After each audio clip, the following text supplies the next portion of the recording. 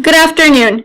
We are Team Awesome, composed of Andrew Brake, Adriana Elizalde, Eduardo Garcia, Marisa Hernandez, and Mark Jameson. Today we're going to talk about Beyond Enterprise Architecture. Welcome to World 2.0. As commercial and social activities become more digitized, business must confront new challenges in terms of new technology, worker productivity, and customer expectations. Executives need to structure their organizations to capitalize on their new efficiency and instill more flexibility into their operations. In this new world, collaboration is key to creating new products and services that appeal to a global audience. With that in mind, managers must recognize that collaboration can no longer be limited by a firm's traditional frameworks. Greater innovation comes with breaking down conventional management models and inviting more outside participation to an enterprise's organizational culture. A huge transformation is taking place in the fields of technology, communications, and business, and their even increasing interconnectedness has given rise to a digital ecosystem. Let's explore more of World 2.0. The new world is distinguished by 5 important shifts from traditional business formats. In this digital ecosystem, firms need to understand the significance of the 5 C's: creativity, connectivity, collaboration, convergence, and community in their organizational structures and the use of information technology. By opening more of their operations to the outside community, executives will take advantage of the changing digital landscape. Creativity and inspiration can come from unexpected sources. A business should not rely solely on its in-house operations to develop the next big thing, but rather invite the brightest minds from various disciplines to form virtual teams. These interactions between individuals in a positive, challenging environment can prove especially valuable in finding new innovations to bring to market. After all, consumers do not just want a product that works well, they also want it to be stylish. Connectivity refers to the ability to connect to the internet, and with an always expanding number of apps and platforms in use, enterprises must make sure that information about their products and services is available to their customers regardless of the devices of operating systems in use. In our hyper-related society, the number of networks connected has vastly outgrown the number of people who connect to the network. Connectivity enhances the value proposition of goods and services in that it allows greater interactions between companies and customers. Companies gain expanded access to new markets, and customers enjoy products that are more tailored to their specific needs. Connectivity is also transforming the traditional workplace in faster networks, enabling major projects to be completed by global teams who never meet in person. With younger generations demonstrating impressive digital literacy skills, enterprises must also adapt to meet their expectations of accessibility. In World 2.0, network usage and cooperation among the over billion internet users have led to a movement called Weconomics that encompasses collaboration, wealth generation, and social development conducted on the web. The massive group of internet users forms a global brain that, as it engages in social media, changes how goods and services are invented, produced, marketed, and distributed. The business sector must accommodate new paradigms into its operating patterns, and managers must recognize the value of group work. Individuals should not be isolated into separate divisions within a company because such an approach stifles creativity and job satisfaction. Internet collaboration at work, home, or play is truly the wave of the future. The past decade has demonstrated how technology is working to bring people together on the internet. Mobile phones, televisions, and even watches are increasingly connected to the global information channel, and with over 2 billion smartphones connected to be used by 2016, Firms must work to reach an increasingly mobile customer base and workforce. National boundaries are no longer the obstacles they once were in conducting businesses, so managers will likely encounter a more diverse and more technological adept labor pool in the future. The new generation will have new expectations of how work is carried out, so firms will need to adapt to the new flexibility demanded of them. The rise of mobile commerce will also compel business to focus more on this segment of the e-commerce. The global community serves as the source of talented individuals who bring tremendous value to a company. However, as it communicates and works together to innovate, this community also stands ready to make sure that business is conducted in a socially responsible and environmentally manner. While firms can advertise their products and services on social media, they also must take care to instill corporate social responsibility practices into their operations, as news of any perceived wrong can spread instantly around the world. Indeed, World 2.0 organizations must adopt new strategies to face new challenges and to find new opportunities in this evolving digital landscape. Fog computing, tech's future. The cloud. In simplest terms, cloud computing means storing and accessing data and programs over the internet instead of your computer's hard drive. The most common cloud services are Dropbox, Google, and Box, but like any other technology, each software has its fallacies. Dropbox, which has been found to delete files on its own, Google, where each file has its own settings and privacy checks, and Box, which needs to split large files in order to be uploaded. Cloud capacity. Data volumes are accelerating to the point that clouds are getting saturated. The effects are saturated network bandwidth, intermittent response time, and high customization cost. Network bandwidth is getting saturated and the response times we have become accustomed to are more intermittent and will continue to get worse as the data volume grows. High cost is expected when the nature of internet and mobile computing has forever changed the business world and customization is required to keep up with the cloud services. The Internet of Things, also known as the Industrial Internet. We will now watch a short video. Today, many machines, devices, and sensors are being connected to the Internet, known as the Industrial Internet of Things, or IIoT. By interconnecting the machines with the Internet, they become smart, with the ability to react and make decisions on their own. IIoT machines are connected wirelessly or directly through network switches and devices. Many of the devices have closed interfaces that make it hard to extract information. Some devices are old, some are new, and all of them communicate with different protocols, which means a lot of customization from different vendors and expensive professional services firms. With machines and sensors recording data in real time every second or minute, the amount of data can be massive. Latency can be a big issue when real-time decisions need to be made. When multiplied by hundreds of machines across multiple plants, the amount of data can be too much for the network to handle when it finally reaches the data center. Finally, tying so many machines and devices together mean exorbitant customization costs. Anything that can be connected will be connected, and as the number of connected devices worldwide continues to skyrocket, the amount of data being generated will grow dramatically. We could continue to build servers in order to keep up, but as data increases, this won't work for so long. This is why the fog computing is introduced as the future of the cloud. Fog computing means extending cloud computing and services to the edge of the network.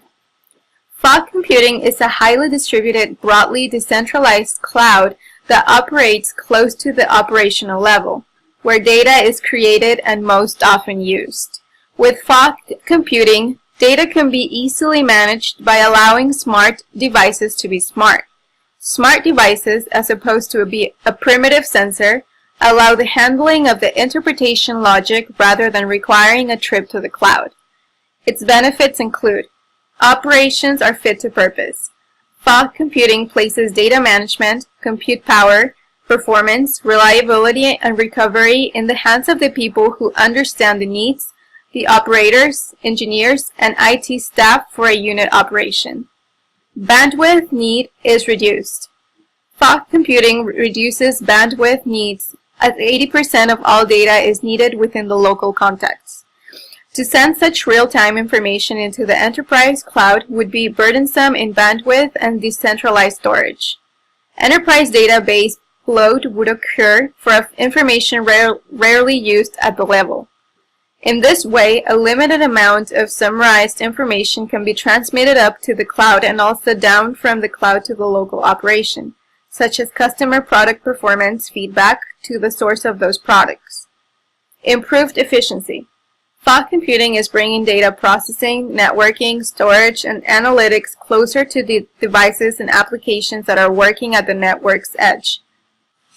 Benefits include a highly distributed concurrent computing system, communication with smart sensors, controllers, historians, quality and materials control systems, and others as peers, affordable off-the-shelf computing technologies, support of multiple operating platforms such as Unix, Windows, and Mac, usage of simple, fast, and standardized IoT Internet protocols, enhanced browser user experience, and build on field-proven high-performance distributed computing technologies. Supporting enterprise transformation using enterprise architecture. Enterprise architecture management, or EAM, is traditionally used to implement IT frameworks with the business operations and models. However, EAM can be used out of the traditional sense and implemented into complex and large-scale changes in an organization or enterprise transformations. Architecture management. Let's now compare Enterprise Transformation Management, or ETM, and Enterprise Architecture Management. In the real world, these two management methods address different parts of the business. They are often different departments and may or may not collaborate with one another. First, let's take a look at Enterprise Transformation Management. Characteristics of this discipline include being a part of the business departments, meaning ETMs are often associated with a C-level or the top-level management. ETM focuses more on the process between the current and desired states of the business transformation and require personnel to have more mature communication and savvy political skills. Comparing enterprise architecture management characteristics, EAM, is usually the part of the IT and operations department. This is understandably so, given that EAM is traditionally used to implement IT frameworks. EAM focuses more on the current and target states. In other words, a snapshot of the current state of the business and the snapshot of the desired state, not of the process in between.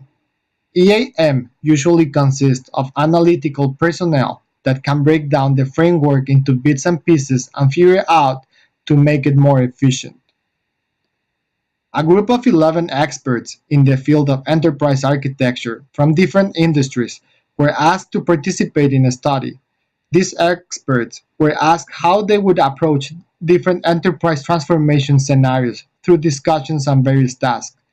Researchers recorded their observations, and from the study, a framework was developed, which consists in three different approaches of enterprise management for enterprise transformation.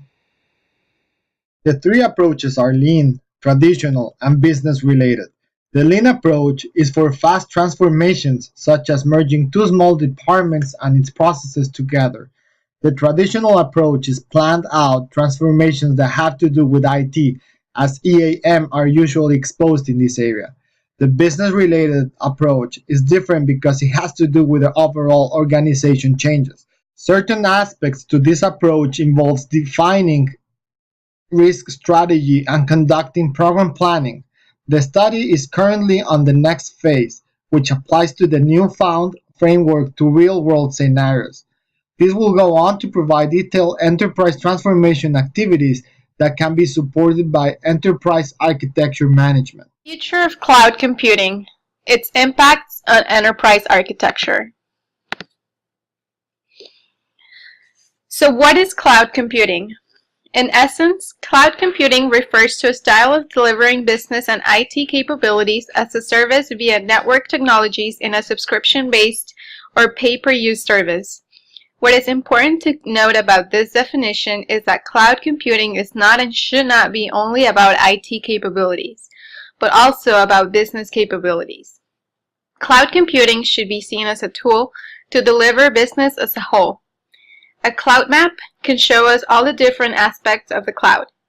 As we can see in the figure, all these features are connected to each other. Having a cloud map will help you identify and define your own strategy and architecture, but you have to know what you want to achieve within your business to know whether cloud computing will even be adequate for you. For instance, you'll have to ask questions like, will cloud computing interest my stakeholders? If so, what type of cloud do I need? Public or private, or a mixture of both?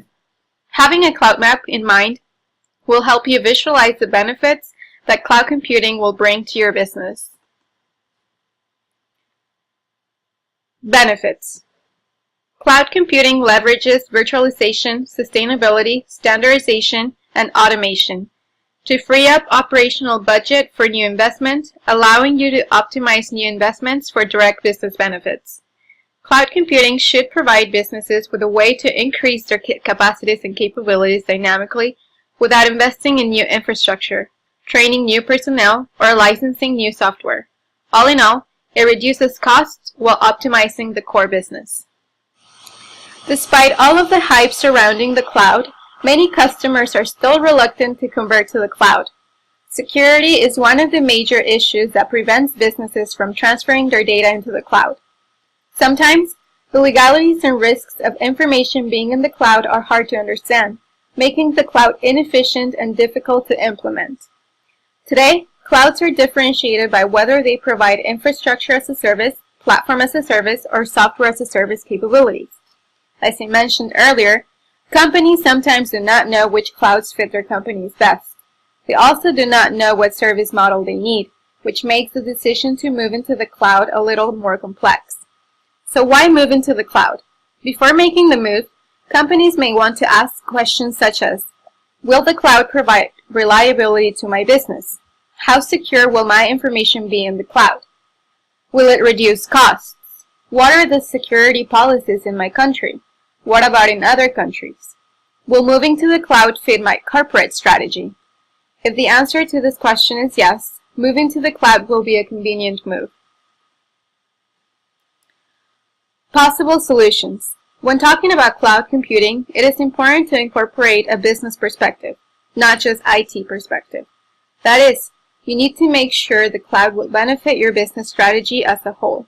Combining different architectural environments and styles such as business integration, services integration, and mobile integration will make your cloud more extensive and adaptable according to your business needs.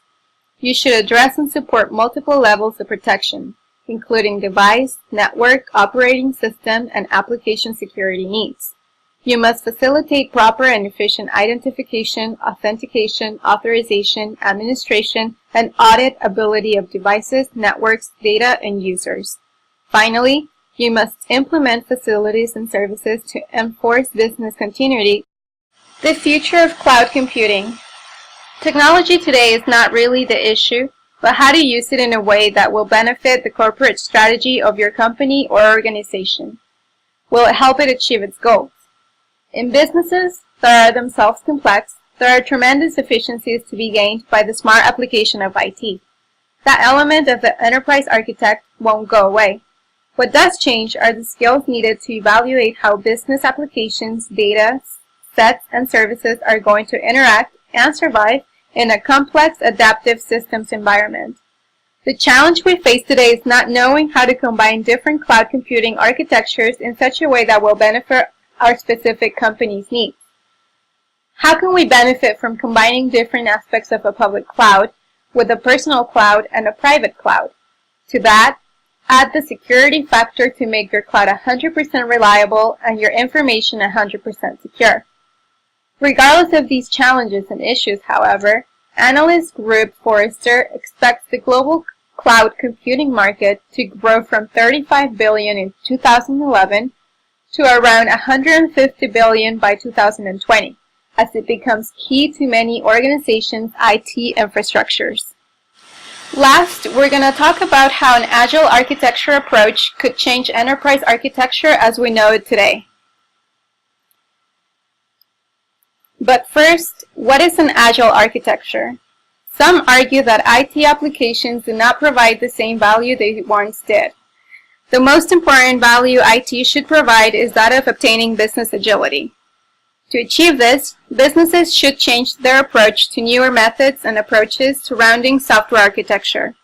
According to Bloomberg Jason, author of the Agile Architecture Revolution, the word agile refers to a specific category of software development methodology. The main focus of an agile project is to deliver something that actually works, which means that meets business requirements and objectives. Building a system that provides business agility, however, involves building a system that supports changing requirements over time. Most people tend to think that if new requirements develop along the way, the project team should be ready to build a separate project that includes the new requirements, which means starting over. Agile architecture, however, involves building a system that responds to changing requirements so that there is no need to start over. As we can see in the figure, if the system is truly agile, it will be possible to meet new requirements upon the existing software, without the necessity to go back and build a new one. Agile architecture then provides a tool for businesses to survive and respond quickly and efficiently to changes in the business environment and to leverage those changes for competitive advantage. The faster and more efficiently businesses can respond to unpredictable changes, the more agile they are. The main problem with enterprise architecture is that it always starts with an existing enterprise. Supporters of agile architecture, on the other hand, argue that architecture should always take place before you build something, as opposed to taking something already existing and only trying to fix it. Enterprise architecture does not provide the tools necessary to transform any business.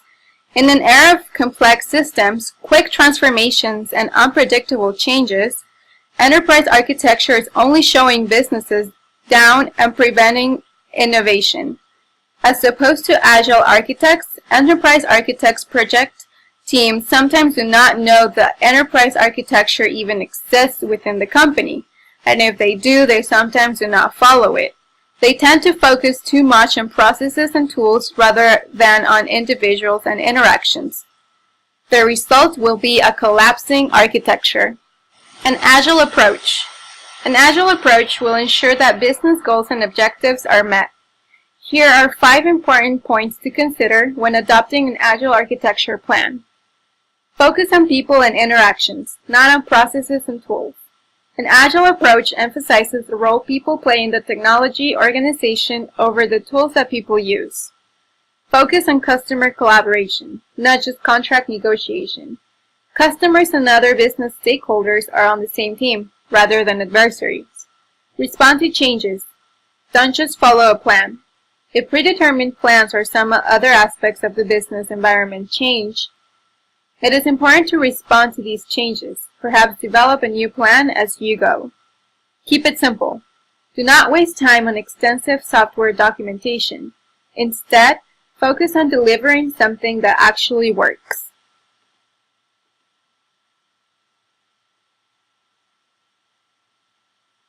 As we can see in the figure, agile architecture encompasses not only technology and software processes and applications, but also communication, human interaction, and reinvention.